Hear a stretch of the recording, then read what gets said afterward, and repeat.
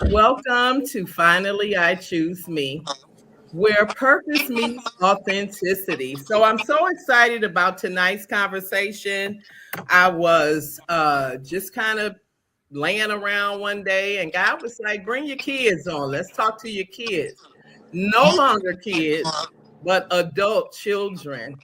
And I've had a lot of conversations with parents who are making the transition of, how do I, who once parented children, now transition and choose myself and allow them to be adults without interference. But also, several years ago, I'm a fan of Ayanna Van Zant. And one of the things she said was she didn't realize what type of parent she was until her oldest daughter died. And one of the things that the oldest daughter mentioned was that her mother was extremely mean, not available, emotionally disconnected, but yet she was fixing the lives of so many other people. And my prayer had always been to not let me be so consumed with the world, with the helping profession, that I forget about my family, especially my children who are now adults. And I'm excited to introduce, I know the world already know who you guys are, because hey, they say your kids are special, your kids are great. So I kind of, reminiscing that. But as a parent, um, things haven't always been perfect. So I bring to the community today in this conversation my oldest, Mr. Mac Lawson, uh, and Lady J, Justice Easton, and I'll let them kind of introduce themselves, and we're gonna get into the conversation wherever God leads us, whatever comes up, we just gonna flow. Mike? All right. Cool. Can y'all hear me? Yeah. All right. Well, yeah, how y'all doing, everybody? My name is Michael Mac Lawson, actor, singer, author, all of those things. And yeah, I'm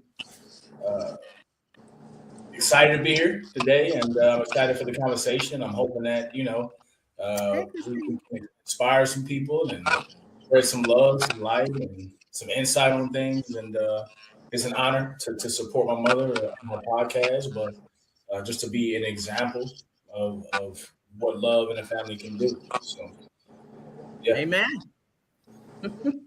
Hello, everyone. My name is Justice, also known as Lady J. In October, it will be 2 years of me being in the mortgage industry. Been an underwriter for about a year, and I've also now doing the loan processor role. And I do plan to get my mortgage license this year. So I'm just staying dedicated to the mortgage industry. I really enjoy it. And like my brother said, I'm just happy to be here, happy to be able to support my mom and one of many of her endeavors that she has. And yeah, me and Mike, we're 12 years apart, but we do still have a great relationship. So us even having that huge age gap, I'm excited to, speak with, my family and also give insight to people. Just like she said, this being her adult children. We're being 12 years apart, me being almost 26. We have different stages of our lives that my mother helps us with. So we're just here to talk about it and share it with y'all. Well, let me tell you, there were stages of my life that you guys helped me with. I can openly, honestly say. So as I was really talking to God about this, which is kind of a courageous conversation because, of course, no parent is perfect. Children aren't perfect, but at the bottom of our hearts, we want the best for our kids. And so you guys had the opportunity to have me at two different stages of my life. So when I had Mike, Michael, you know your own story that I shared, but for the viewers, Michael was premature. He was 3 pounds, 3 ounces, and I was 20 years old. And didn't know exactly what to do. I think I knew what not to do. But being a parent at 20 years old, when I look back at my life then, I'm like, oh my God, how God, how did we make it? Being low income, being single. And I'm sure one of my prayers was, God, I don't know what to do if you give me a son. During that time in the late 80s, the community in which I was living in, it was a lot going on. And so as a parent at 20 years old, trying to make it, trying to survive, trying to work, trying to do what's right, a lot of times you make mistakes. I was still kind of traditional, zero tolerance, which could have come off as some kind of tyrant. But one of the things I have to admit at 20, sometimes parenting was, I don't want this to happen to him, and I'm afraid that it could. So help me not make it happen. And so, Mike, as you were being reared, can you just share a little bit about what your experience was like being raised by a single mother? Yeah. You mentioned the term tyrant. That's funny. You know, I would like to say I was I think I was ahead of my time as a little kid. Like that I kind of knew that a lot of the discipline or the things that was happening was because of my behavior. Although I may have thought that, my mom was like mean growing up, because I didn't fully understand the environment that we were living in. I didn't fully understand what she was trying to protect me from or shield me from, what she was trying to teach me. And so I just thought like, man, my mother is just nuts, man. What is, but as I got older and I started to really live life, specifically out on my own, all of those things started to come back to light and started to be like, oh wow, man, yeah, my mom was right. And I would often tell her like, man, I remember when you said this or when this happened or when that happened, and you said I should handle it this way. What I will say is that although we had a tough, upbringing together, it was never absent of love. And I think what happens in a lot of situations is that people get the discipline or the crazy parent or the tyrant, as my mother called it, and there's no love involved. And so now you got a bunch of angry people just feeling like, my mother or my father was hell. But, I'm saying, there was no love present. And my mother always made sure there was love present. She told me how great my skin was. I could do anything I wanted to do in life. That she would tell me she would rather her take me out and instead of the streets take me out. That I wasn't going to end up, like a lot of, the people that we saw in Detroit. And so that was love. But also being a parent now in my 30s is the craziest, most beautiful, outrageous job I've ever had. And so to do that at 20, I don't know how any human being could raise a child at 20 years old. I don't know. And with virtually no help, at all. So I take my hat off, and I may not have, liked everything or agreed with everything, but when you don't understand everything, it's easy to feel that way. And I knew that you also were learning and trying to figure out how to be a parent when you were still just really at 20, you're still just a child yourself, trying to figure listen, I was. Yeah, so if it was not for my upbringing, I wouldn't be where I am today, and I wouldn't have this level of empathy and love and care for people that you have. Also, you kept me involved in church for as long as I can talk or speak or walk. I was always involved in church some kind of way, and that set the foundation for me to how I wanted to, build my life. And I may not have known it then, but now at 37, almost 38, I mean, it's marked my life, and that's how I show up in the world. So even though you was only 20, and them prayers you prayed to God and the scriptures you put on my wall at a young age, they paid off.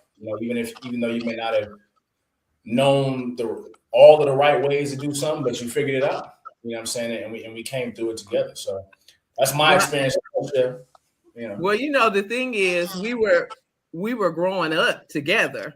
Right. As we call it, going through the trenches Right. together. And being afraid or being in an environment that you don't agree with, but yet that's where you come from. Right. I think when I did start going to church, because I actually didn't start going till you was about 3 or 4. And I remember I told him, and he was a little older, viewers, not to go outside. And he went anyway. And when I pulled up home, because now my goal, get your degree before he get a certain age, I'm so full of stress that I remember throwing my shoe and it hit the wall. And God said, now what if that would have been him? Right. And in that moment, transformation occurred because God was like, you're not frustrated just because you're a parent. You're frustrated with life. Mm-hmm. And sometimes our children get the wrath of all of the things that we are experiencing. And so I'm just trying to bridge the gap tonight between parents and their kids, or adult kids at that, because we also know the home is the foundation for learning how to love yourself, learning how to have relationships. And if a parent is struggling for whatever reason, the kids see it or the kids know it. So Lady J, I was in a different phase of life when I had the honor of having you, because I was a single parent with Mike for a period of time. Then I got married, and then the Lord blessed me with Justice, who, listen, she was a different child. Like Michael was one way, that you'd be like, okay, he has some behavior problems. Michael and I started praying together every day, because I'm like, Lord, I don't know what to do, but this your child, we gonna pray. Right. Justice was born with her own way of doing stuff, like, and yet still not really understanding, even at 32, going on 33, I wanted to have a relationship with her that I did not have with my mother, which sometimes probably could be overbearing, or still, once again, fear is still present. And learning how to not operate out of fear as a parent, that's something only God can do. And so, Lady J, let us hear it from your perspective. 12 years later, different generation compared to Mike. Okay, where do I start? So yeah, like we know that it was a 12-year difference. And I mean, I can remember just growing up, just, always just being happy. Like my mom said, I always just did what I knew that I needed to do without really understanding why I was kind of so stern in what I knew I needed to do. I just feel like I always kind of had like a good moral compass. And the older I get, I really understand the true impact of my name being Justice.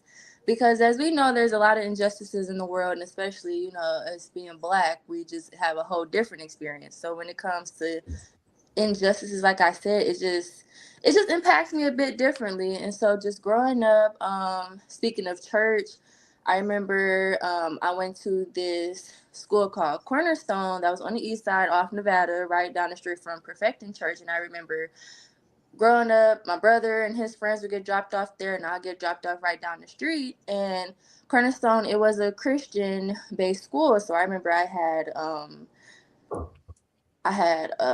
what's it called, chapel, where we'll go over certain verses of the week and stuff like that. Then I was a part of the praise team, and I just remember vividly like dancing to Marvin Sapp's Never Would Have Made It and things like that. So when you really speak on foundation, like, of course, like I said, growing up, I knew that's what I was doing, but I really didn't understand the true impact me being a part of that at such a young age, because once I left there, I went to Bates Academy on the west side. Whole different experience. And then going to college, that's when I really truly started to develop my own relationship with God, because I remember I was like around 8 that I decided to get baptized. But just even still after that, I always knew God was real based on the experiences my mom have had and life changes that she's experienced with him. So going to college, I say all the time, I would have never graduated if it wasn't for me having my own relationship with God. Like, I went to Saginaw Valley State University, and that was a true culture shock for me. I grew up in Detroit public schools, surrounded by, people that look like me, experience stuff like me, have the same type of lives. Fast forward, I go to a school where they think that Malcolm X is a made-up character, like the Tooth Fairy. And then also having a Trump store right down the street, it was just a huge culture shock to me, being able to graduate within 4 years and especially still make it through college during COVID, because I knew a lot of people that stopped going to college during that time. They were like, hey, this world is going crazy. I can't sustain being in college right now. Like, I have to work. I have to make money today. I totally understood that. Anybody that made the decisions during that time, I understood. But I know for a fact for me, if I left college during 2020, who knows when I would go back. So I knew I needed to follow through then. And so me graduating college, I'm like, okay, Lord, like, what do I do now? So I really have developed like my own relationship with God. And I'm grateful to have been put in situations where I was surrounded by Christians and people who weren't perfect, but they knew at the end of the day, when it came down to needing help, needing support, they always turned to God. And so I feel like that being my default now, I'm just very grateful, because you can really tell nowadays when people really don't, know God or have a relationship with God. And it just makes dealing with life a whole lot harder, especially in the times that we're dealing with now. We're dealing with people that are different. I'm going to just leave it at that. So, yeah. So, as you know, when I think about thank you guys for sharing that. But I didn't grow up in church. Actually, it was the Staples family that was going, and Dion, and they were going, and I was really, really, really, I was in a horrible relationship, and it was down the street. So I started going. Actually, when I got baptized, the only people who were present was the Staples family, which I will forever be grateful for. But at the same time, learning how to allow God to use you as a parent for your kids is one thing, because as children, y'all just gonna do what we tell you to do, right? And we hope that the lessons that we give creates a foundation for you to be the people or the person or the dreams that you want, that you can get there. But when parents struggle, again, it makes an impact. And when we see you all struggle as adults, we want to jump in and fix it. And a lot of times we can't. We want to, but we can't. And some try, but then there's conflict, because you all may not know our full story as to why we're trying to even still make recommendations or guide you in certain directions, even as adults. And parents are now saying, God, we thought it was tough, or we thought we worried when our kids was little. But now, being free to the world for parents is even more, it can be even more stressful or worry even more, because we can't govern every step that you take or every decision that you make. So can you offer parents some type of guidance or direction on how do we manage that? Now we know God and we know we have to pray, but how do we communicate, so that you all will understand where we coming from, and then we can understand where you coming from? Because ultimately, as a mother, we just want the best for you. And then even as adults, sometimes we can see things ahead of you, but because maybe there is some resentment or we might need to forgive each other for something, then the adult parent, the adult child just kind of shut us out. And I'm not saying that's what you do, but it can be a huge gap because now you're adults. And I hear parents say, well, they weren't raised like that. You know what I mean? So what can you say to a parent who has adult children, how to help you when we know you need it and maybe you don't know you need it? What is it? How do we have that conversation, or how do we just fall back? Yeah, I think it's two things that can happen. I think there has to be a good balance of trusting the values and the morals and the things that you instilled in your children to come out into the world when they are living their life. But then two, you do a great thing by offering help, even when I don't ask. I think that's helpful because, especially for men, adult men, we don't want to have to ask for help. Like, we don't want to have to say, yeah, it's hard right now, man. Can I get some assistance on this or whatever the thing may be. So I think that's helpful. But two, I think a great thing that can start a great conversation is asking the child, like, hey, I'm not trying to be all in your business or whatever have you, but what does me helping you as an adult look like for you? That's good.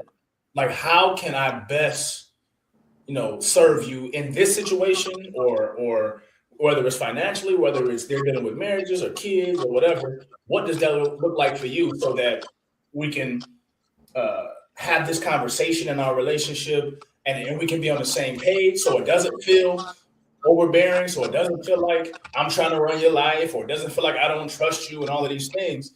But I think asking that opens a dialogue of trust. Like, okay, I do trust my mother or my father do trust me because they're asking, what does that help look like? And then, I think that creates a safe space for the conversation to be open. And then once the parent knows that, then you get in when you're fed. And I think it's helpful for the child to feel like I do have parents that care.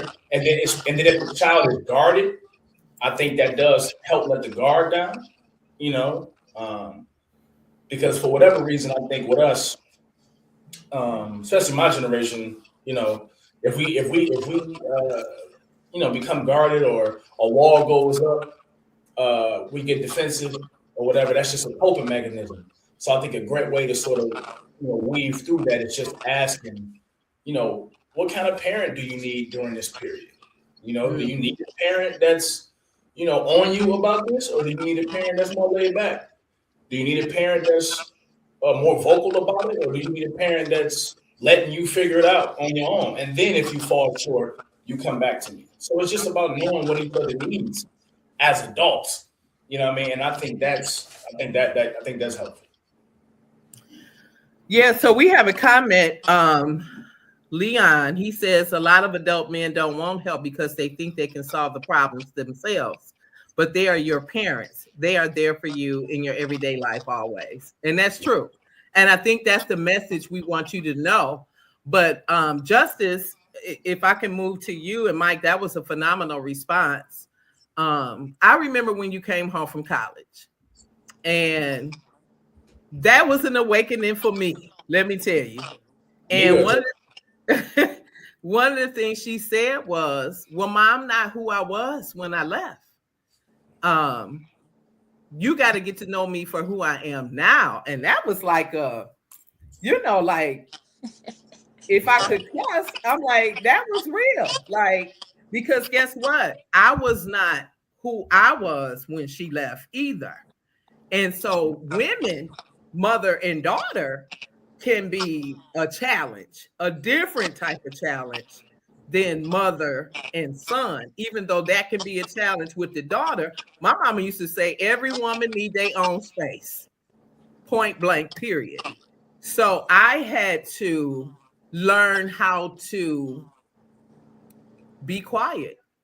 And when I'm thinking I know it all in terms of what she needs, because I know my journey. And one of the things I attempted to do each age she turned was to share my life with her. Because once again, I don't want her to hit the pitfalls that I hit.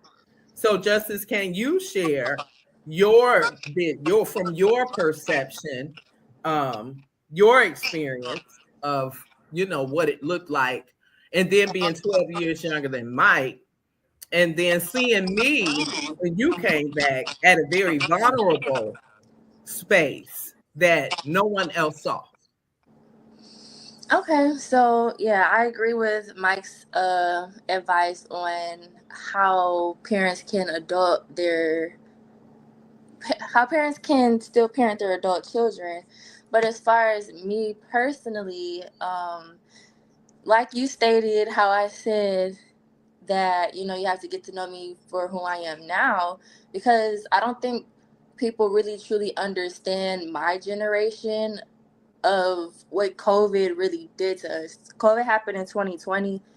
I was 20 years old. So growing up hearing just, how my 20s should be, I didn't have that. COVID happened and it completely changed the world as we knew it. So my specific generation, our 20s is navigating COVID and life afterwards, versus every other generation before had their 20s to live how they were supposed to live, enjoy life to the fullest. But for us, it's like, okay, yeah, we can still enjoy life, but at the same time, no, we're all experiencing this at the same time of different ages within our lives.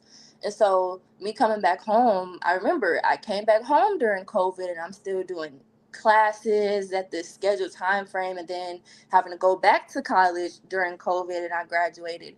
It was a lot. So it's just, I needed a new way of parenting from that aspect, because it's like I said, all the ways or all the stories that I've heard, your 20s is for this, this, and this. I don't have that. Like my 20s from 2020 to I want to say about 2023 was COVID and all the crazy world and America stuff that's been happening that, might have been a thing that's happened previously, but, maybe not to this magnitude of intenseness. So it's like, I say all that to say, for my generation specifically, is parents need to have the open communication, but also really truly ask about their children's true mental health, because once again, no one's ever experienced what life is currently, but my generation in our 20s. Like, we personally feel like us turning 26 this year, we still 23, 24 at heart, because COVID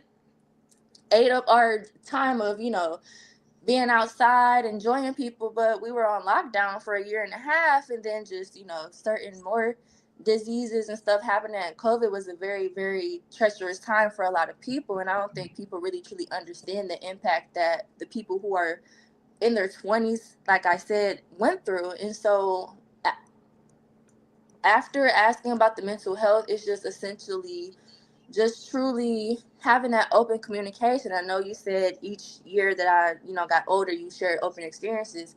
I feel like parents need to be even more vocal with their adult children on stuff that they went through, whether it was good, bad, ugly, or whatever, so the children can know that, hey, I may be going through stuff like this, but I'm not alone feeling like this. I'm not the only one that have done stuff like this before, because a lot of times children or adult children feel like, because they don't really know their parents' backstory, that they don't know what they're going through. The whole time the parents have gone through what they've gone through worse, but we don't know because we're not being told that. So I feel like the asking on the true mental health, having that open communication, but also just laying it all out there on the table, what they've gone through, to really have a closer connection with the children, just understanding that, hey, if I did this, I learned from this. Obviously, I don't want you to go through this as well, but you can understand that, hey, you can make it through. There's just certain changes that you need to do, whether it's, how you spend your time with people or doing certain stuff.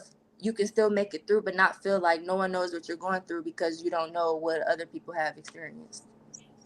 I think that's good. But oftentimes, Jay, I hear parents say, adult parents to their adult children that, hey, they don't listen to me. And then I'll hear adult children say, hey, my parents don't listen to me. But I think from my experience, we have these stories of resilience. Like we live without everything. We ate what the mama said eat. If we had one pair of shoes story, that's it. Whereas as parents, we try to give you everything that we didn't have. And I'm not sure if that's always a good idea. Sometimes I think less is more, because what we hear society say now, especially in your generation, Jay, and Mike, the millennials, the resilience factor is not as strong. And then for your generation, Justice, I've never heard so many 20-something-year-olds suffer with anxiety in my entire life. And that could be as a result of COVID. But also, I think the mind is overly activated because of technology, social media, all of these other things that we did not have. And so I think in having these conversations and bridging the gap, I think we have to get to know what's really happening in you guys' generation. And then you all understanding what occurred in our generation so that there's a gap that is built, because both of you have seen me struggle openly, but I'm not sure that in your darkest time that you feel comfortable enough to call me and say, I'm really struggling. Yeah, I feel like I've done okay with that. Like I'm having a hard time, but there's part of me just based on how I was raised, like somebody put a comment on there to just figure it out. Yeah. And then if it gets so bad, I'll call you or pops or whatever. But I always want to make sure. My biggest thing is not feeling like a failure or I'm letting my parents down. So in my darkest, and then I also know that everybody's going through their own level of darkness, whether it's higher or lower or whatever. And as a 37-year-old man, it's not my parents' job to work through my darkness. It's my job. Mm-hmm. So then if there is a moment where I need to tag you or tag Pops in, then I'll do that. But I just, and that's just me personally. I just feel like it's my job. Like that conversation we had a couple of weeks ago, where I was really struggling, and it was a very difficult conversation. Yeah, that was different. Yeah, it was a real different conversation, and I had to call you because I just needed some insight. I needed some advice. We had never had that conversation before, and that was a dark moment for me. So that was a moment that I feel okay. Obviously I can't do this one. Let me reach out and get some insight. But for the most part, you want to take all of the tools that your parents gave you and figure it out. And long as nobody's life is in jeopardy, long as you can still there's food on the table, long as the light is on, long as you ain't homeless, things like that.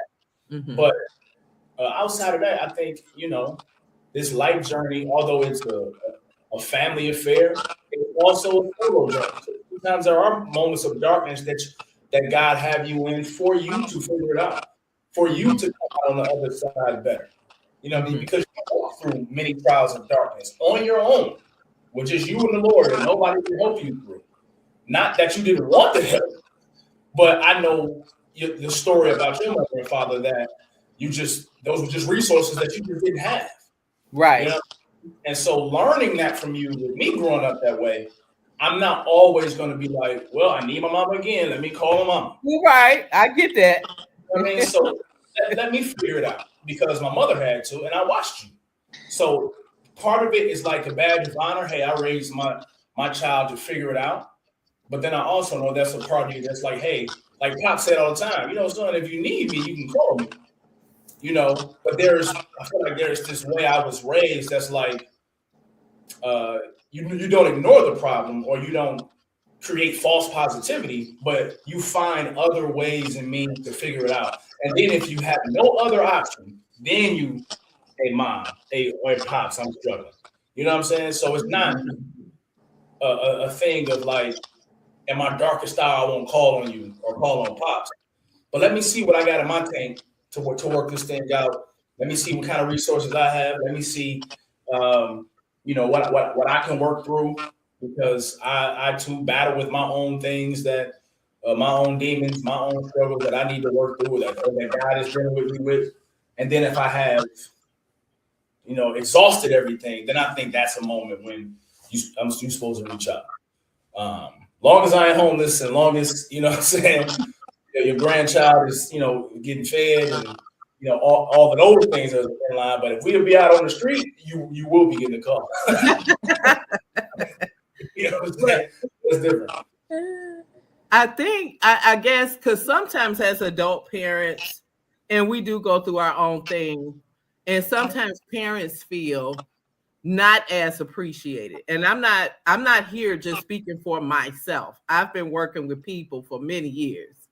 And there are times where, not that a parent should depend on their kids, but there are times where I think adult children need to remember, not even though you didn't add, you wasn't asked to be born, you wasn't asked to be put on earth, but I think sometimes when parents are struggling or when they're going through something, that extra thank you or that, card in the mail or flower or, something, and it helps us to see that even in times where we've made some mistakes in our parenting, that you are still connected.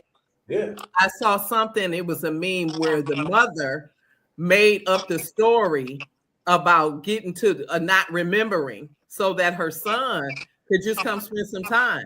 And it wasn't that she wasn't remembering, she just missed her son. And so she created a scenario so that he would feel like he had to be there, when ultimately she just missed him. And I think life is so busy with adult kids, with your parents, that sometimes only on special occasions or holidays or whatever, then we come together, when we have to nurture still the relationship. Because one of my questions is, do you think adult parents can become friends with their adult children?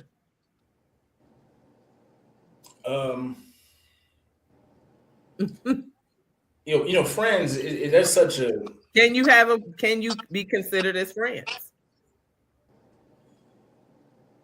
for me personally, I think there will have to be another name for it. What name would you give it?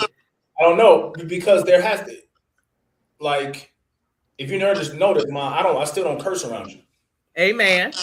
You know what I mean? Like I don't. So there are certain boundaries that still have to remain in place. That's true. When you're around your parents, there are certain boundaries that you just gotta, respect, and certain things that you have to have up. And so I think, can we be friends? I just don't see it that way. That's right.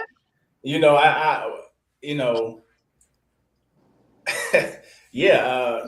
Same with Pops. I don't, there was just certain things, like, because Pops don't drink, so I won't have a drink. I won't have a drink in front of him. You know what I mean? Like, so there was just, but a friend I would. You know what I'm saying?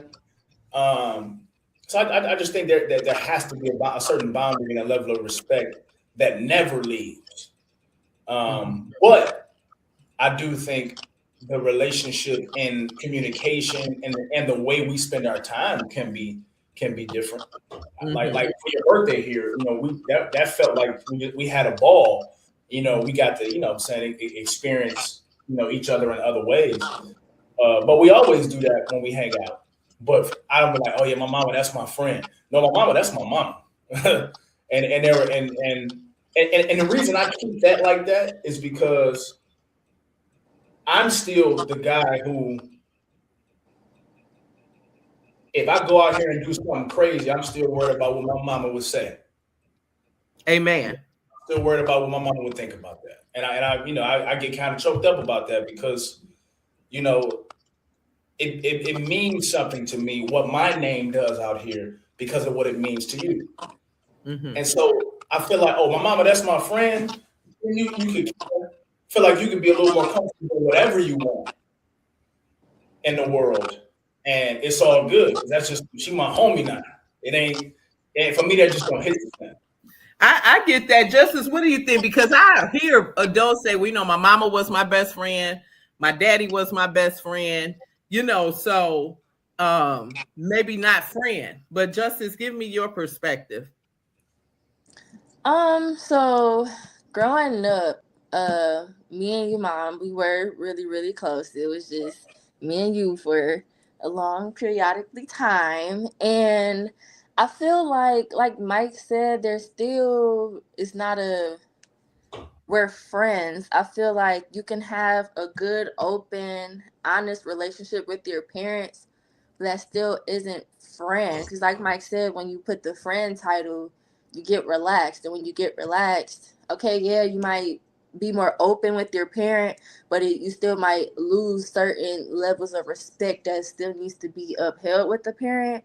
And I feel like sometimes, I know you say you're speaking on parents that, feel like they aren't appreciated or their children don't listen to them. I feel like you kind of have to, as the parent, really try to unpack where that's coming from, because I know a lot of times parents can still do everything right for their child, but the child can still end up going down different paths. I feel like as the parent, you kind of have to not try to feel like maybe you didn't do your best or do all that you can, when it's a lot of other factors, especially adult children.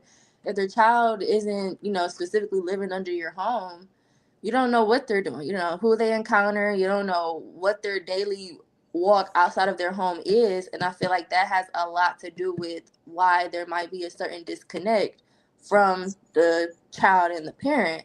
And so as far as the friend aspect, I agree with Mike. I feel like that can be a slippery slope of, not talking to them with the same level of respect, or, because they're your friend, you might feel like you could do or say whatever in front of them. And it's not a big deal, but at the same time, that's your parent. You only have, parents.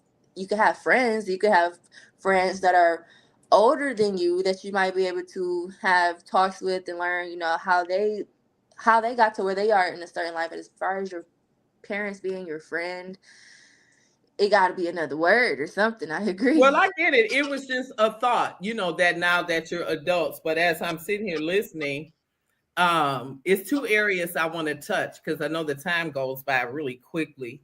One, I want to touch blended families because, yes, I was a single parent for a period of time. Then I got married when Mike was about 9. And blended families and step parents don't always get the respect or the recognition. And so I can't, even though I'm talking about me as a mother, I also want to mention that I got married and Mike had a stepfather that helped to nurture him, because one of the things I was clear about, I'm a woman. And I never answered to say I'm the woman and the man. No, I'm the woman. I could never be a man. And so he had a stepdad who today he still called Pops at 37 years old, that entered his life to help him in areas that I could not. But for the single mom who did not get married or don't have that person prior to him, at church, they had the basketball team. Back then, they had the junior deacons. And there has to be some man available to help nurture the young man into manhood. And so I didn't want to talk about parenting like I just rocked this all by myself. I did not. However, for the sake of, since it's my podcast, I'm focusing on me. And so I'm thinking about the word trauma. And I remember when a parent has an awakening, sometimes it's like, wow, I took my kids through this, or I took my kids through that, based upon a parent experiencing trauma. And I think I said to both of you, look, if y'all went through anything because of my craziness, I do apologize. But I also think, and I can stand on that because my life ain't been easy. But I also think it's twofold. Yes, parents should, because trauma sometimes becomes a generational thing. But I believe that in this generation, we have broken the traumatic curses of the past. So that is not continually traveling through our family system.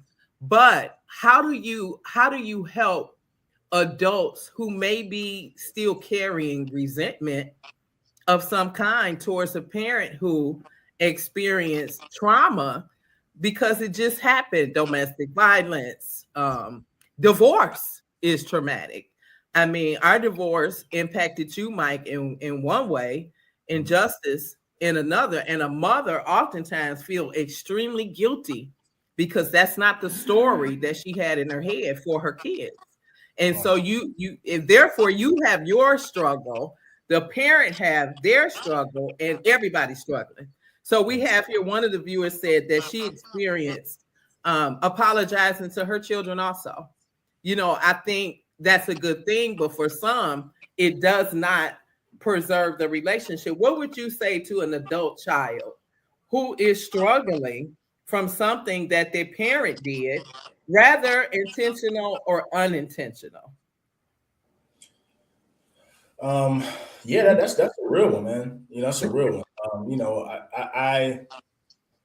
I mean, I took the divorce extremely hard, which was traumatic for me. But I also had to learn that, that the oldest normally do take it harder. I didn't know that. I thought I was experiencing something abnormal. I'm a grown man. It's cool. I ain't even lived in Detroit, but when something like that happens, it's like your entire, it's like your identity is being ripped apart. You know what I mean? And I think what's been helpful for me is finding language for the things that I've dealt with. Language, because if you have language for it, then you can figure it out. Sometimes we're dealing with so many different traumatic things at once that we don't know what they are. And then that's what creates the anxiety, the depression, the suicidal thoughts, the identity crisis, all these different things, because we haven't found language for them. And language is the most important thing. Okay, what am I going through? Like, what actually is the thing? And something that's helpful is naming that. Like, if your parent, speaking to the adult child, if your parent did something specifically, like in detail, that created some trauma for you, then you have to speak that thing, and you have to talk to them about it. As uncomfortable as the conversation may be, you have to get that out, because that trauma lives in your body and it affects you physically. Like it actually affects you. It affects your sleep. It affects how you communicate, how you speak to people. It affects how you receive information. It affects how, you deal with, if you have children, your children. It affects how you deal with, your spouse or your lady or whatever.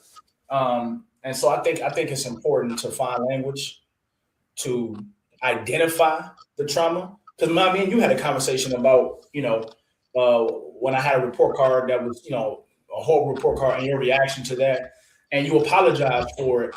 And I didn't realize that was one of the things that I had been holding on to for years. Mm-hmm. It wasn't until you called, you had a therapy session, and you called, and you was like you said, if there's anything that I did when I was raising you that you feel like harmed you or caused you some trauma, whatever, I sincerely apologize. And if you can name it right now, you can tell me.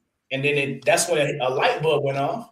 And I was like, well, hey, one situation, man, was off the chain. And you was like, I remember that. But you explained that I was just so angry. I was going through this, I was going through that. I didn't know what this and that and third. I was, you was in your 20s. He was like, it was just, life was just really hard. Then when I heard that, I was like, wow, I get it. So sometimes I think we as kids, we don't understand what exactly our parents were going through. Now, don't make it right if something occurred, but once you get an understanding, especially as an adult, and you know how hard life is for you, I think that can help bridge the gap. Once I heard you, it took me back to that time period where I was at while you were working 2 and 3 jobs, while you're trying to take care of me and figure this out and figure that out, still at that time with no help. Once you broke that down to me, I was able to let that go. But I didn't even know it was there, And so I think it's important to identify these things, no matter how difficult it is. Now, ours wasn't like super horrible or crazy to where I was, like that. Right. But still, sometimes we don't even know things have caused trauma, and it's not as crazy as we think it is. You know what I'm saying? Because and like we have a viewer here that says she yelled all the time, but we come from the era of corporate punishment. Right. Get the extension cord. If it's too bad, get the extension cord. And then here's another thing. I think what parents struggle with, it feels like power and control. Now I done told you A, B, C, D, and E over and over and over, and you just refuse to do it. And so now as a parent, and this may not be true for many, now I got to show you who the boss. Right. Because now it has become, and it should never become, power and control, but it does, because as a parent, I'm feeding you, I'm clothing you, and why can't you just do what I ask you to do? You know what I mean? Not really knowing what a kid may be experiencing.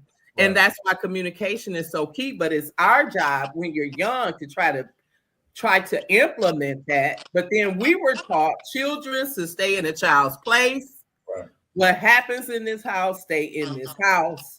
And I ain't got to explain nothing to you because I'm grown, I'm the mother, and you just do what I say. Right. And so that's the era we come from.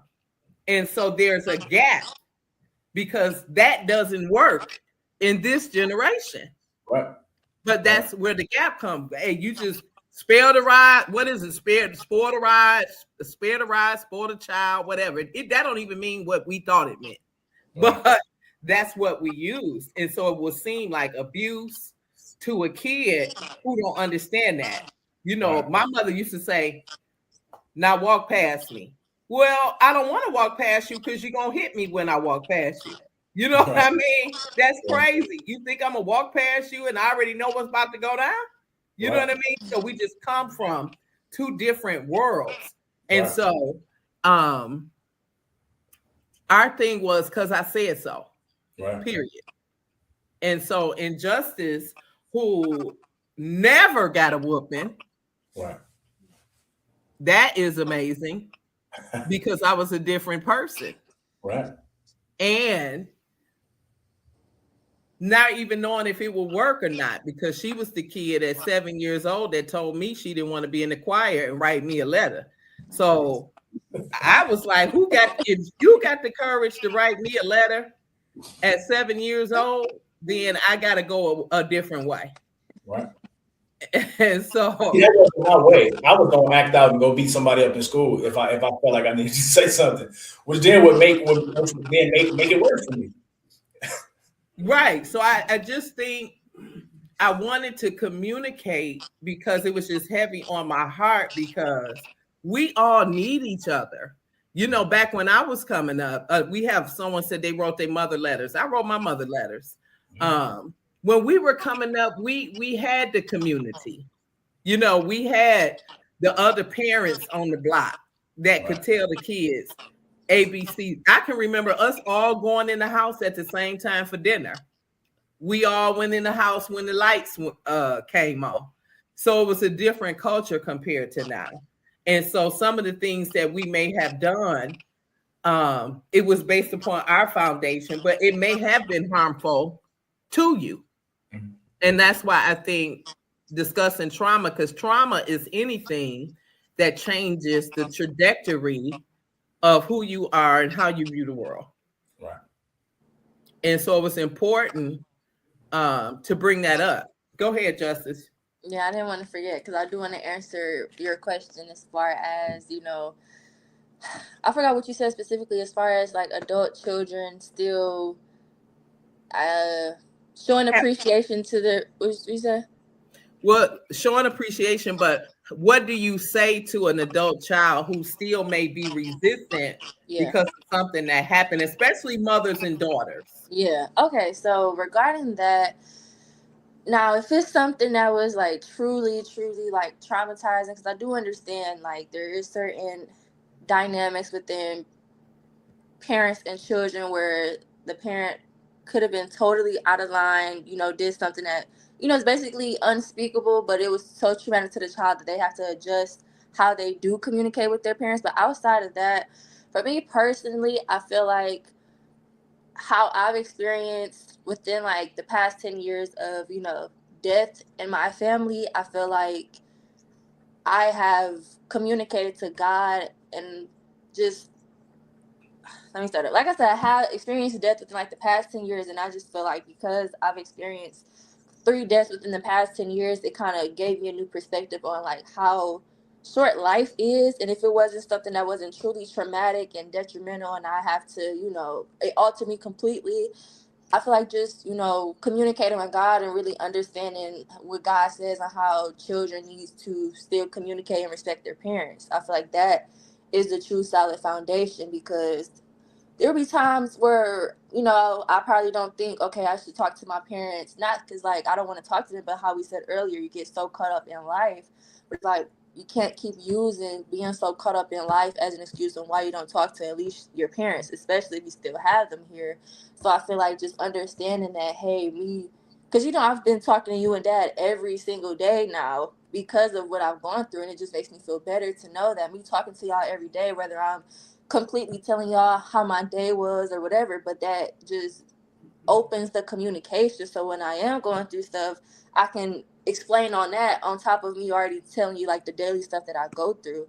So I just really feel like if the child is really having a hard struggle with, communicating with their parents, they need to talk to God about it. Because at the end of the day, we only have one mother and one father. And I know the experience that you told me with your mother and father and Dad, his mother and father, is like, okay, well, that's not my story, thank God. So I know I need to do my best of just making sure I still talk to y'all every single day and just understanding that, just, cherishing y'all, because like I said, we only have one mother and one father. And especially as I get older now, I, like Mike was saying, he doesn't want to feel like, a failure to the parents. When I know I want to make sure that I'm successful in different ways of my life, so you all can be like, wow, like, I really did do a great job of raising my child, but also they feel comfortable keeping me in the loop of their daily life. So Well, I appreciate it with some comments, a question. How do you gauge when you're needed if the child never says anything? I think that's what we're saying. They said they gotta let you know if they need you. And if not, you ask the question, how can I support you? And what does that look like? Yeah. And giving them the space to tell you. Um, and so I what a parent wants, and I want to say this to you guys, it's just that you're happy, that your life is full of the joy that you desire, whatever that is. Because we only have, I was watching Max Steamy Yeah. from Baby Listen, and he said, and I know we're going to have some announcements before we go. What he said hit me today. He said, live now, because we can't do anything about the past and we don't know what the future will bring. And he was talking to his children on the Netflix. And that really, not even knowing that was going to happen before this. And so we have to be intentional about what we're saying, how we spend our time, how we just forgive. And that's every day, because we're not perfect. and continue to work on bridging the gap to get to know each other, because relationships, we just have to keep getting to know each other. I'm not who I was 5 years ago, and vice versa. And so he said, live now. And whatever that means for you, that's what you do. And I promise that's what I'm trying to do. I said, Lord, I'm quitting that job. That's it. Anything that's interfering with me living now, Right. it gotta go. Mm-hmm. Yeah. And so Latoya has some announcements. I want to thank you for y'all. Just said y'all could have told me, Mom, we not getting on that podcast. Y'all could have said that, but you didn't. And I appreciate just having this conversation. And for everyone who tuned in, I just think this is a conversation that needs to continue in various areas, because it's what we need to do. Communication is the foundation for any relationship. And as life changes, as I get older and finer, uh, you know, I ain't who I used to be. I'm a little slower, but I'm in God's hands, and his purpose for me has not ended. I'm just really getting started. So my book has come out officially. Woo! It's complete. Yes. It took a lot.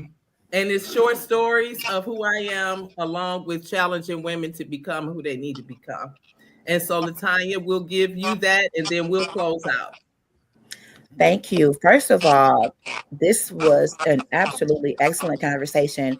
Thank you, Michael McLawson, Lady J.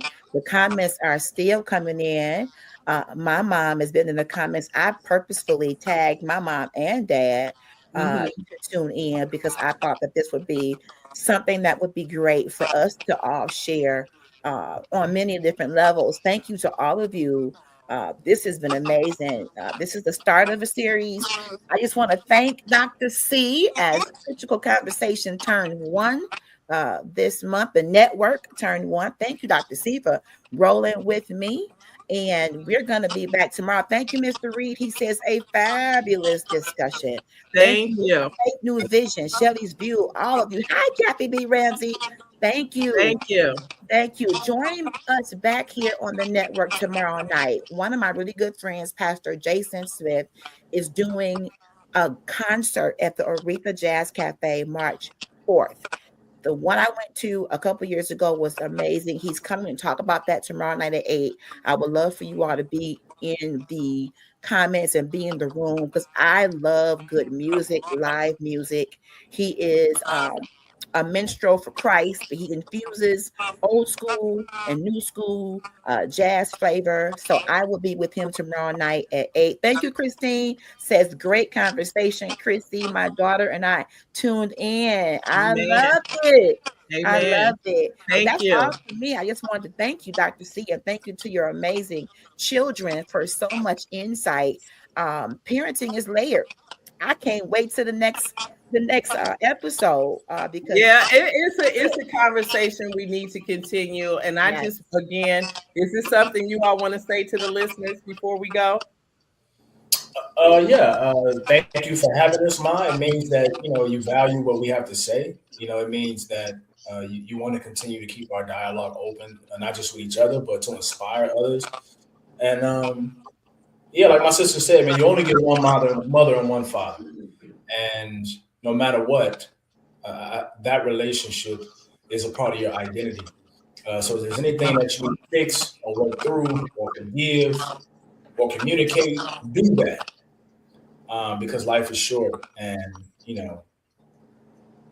I pray that everybody out there was inspired, encouraged, and empowered. Pick up the phone and call your moms and pops, man. Amen. Because if I could, I would. And I want to thank Critical Conversations for rocking with me and all of my waiting to the last minute coming up with stuff for us to do and talk about. Justice, you got something you want to say? I do want to thank everybody for joining in, because like I told my mom, I don't think I've ever even seen like this type of conversation with parents and their adult children. And just be more open with your parents, because they are ready to help. So if you kind of are more vocal with them and just what you're going through, they may be able to kind of give you a little bit more insight as the conversation flows, versus them trying to tell you, hey, 1, 2, 3, do this, don't do that, because some children might not be as receptive to that versus if it's just flowing in a conversation. So just working on the open communication and talking to your parents as much as you possibly can. All right. And thank you, Miss Shelley View, for joining us and giving input. This is Finally I Choose Me, where authenticity meets purpose. You all have a good night, and thank you for joining. All right. Good Love night. y'all.